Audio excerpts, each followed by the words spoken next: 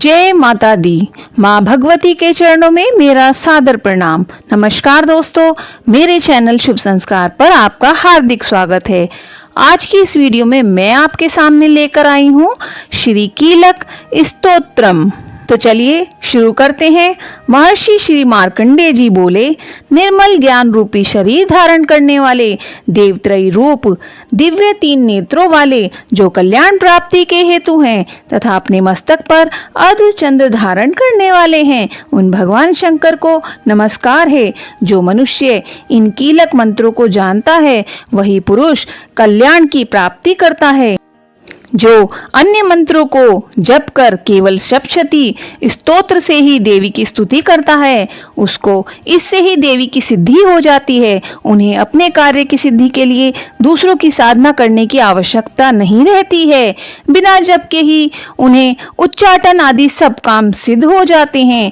लोगों के मन में शंका थी कि केवल सप्तशती की उपासना से अथवा सप्तशती को छोड़कर अन्य मंत्रों की उपासना से भी समान रूप से सब कार्य सिद्ध हो जाते हैं, तब इनमें कौन सा श्रेष्ठ साधन है? लोगों की शंका को ध्यान में रखकर भगवान शंकर ने अपने पास आए हुए जिज्ञासुओं को समझाया कि यह सप्तशती नामक संपूर्ण स्तोत्र ही कल्याण को देने वाला है। इसके पश्चात भगवान शंकर ने चंडिका के सप्तशती नामक स्तोत्र को गुप्त कर दिया। अतः मनुष्य इसको बड़े पुण्य से प्राप्त करता है। जो मनुष्य कृष्ण पक्ष की 14 तथा अष्टमी को एकाग्रचित्त होकर देवी को अपना सर्वस्व समर्पित कर देता है और फिर उसे प्रसाद रूप में ग्रहण करता है, उस पर दुर्गा प्रसन्न होती हैं, अन्यथा नहीं होती। इस प्रकार सिद्धि के प्रतिबंधक रूप कीलक के द्वारा भगवान शंकर ने इस स्तोत्र को कीलित कर रखा है। जो पुरुष इस सप्तशती को निष्कीलन करके नित्य पाठ करता है, वह सिद्ध हो जाता है, वही देवों का पार्षद होता है और वह गंधर्व होता है। सर्वत्र विचरते रहने पर भी उस मनुष्य को इस संसार में कहीं कोई डर नहीं होता है।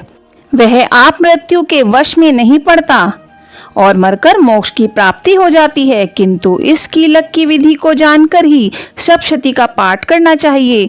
जो ऐसा नहीं करता वह नष्ट हो जाता है। कीलन और निष्कीलन संबंधी जानकारी के पश्चात ही यह स्तोत्र निर्दोष होता है और विद्वान पुरुष इस निर्दोष स्तोत्र का पाठ आरंभ करते हैं। स्त्रियों में जो कुछ भी सौभाग्य दिखाई देता है, वह सब इसी की कृपा है। इसलिए इस कल्याणकारी स्तोत्र का सदा पाठ करना चाहिए। इस स्तोत्र का धीरे धीरे पाठ करने से ही स्वल्प फल की प्राप्ति होती है। इसलिए उच्च स्वर से ही इसका पाठ आरंभ करना चाहिए। जिस देवी के प्रसाद से ऐश्वर्य, सौभाग्य, आरोग्य, संपत्ति, शत्रु नाश तथा परम मोक्ष की प्राप्ति होती है, उस देवी की स्तुति मनुष्य को अवश्य करनी चाहिए। इति श्री कीलक स्तोत्रम समाप्तम। इस वीडियो पर एक लाइक अवश्य करें और कमेंट में जय माता दी अवश्य लिखें। धन्यवाद।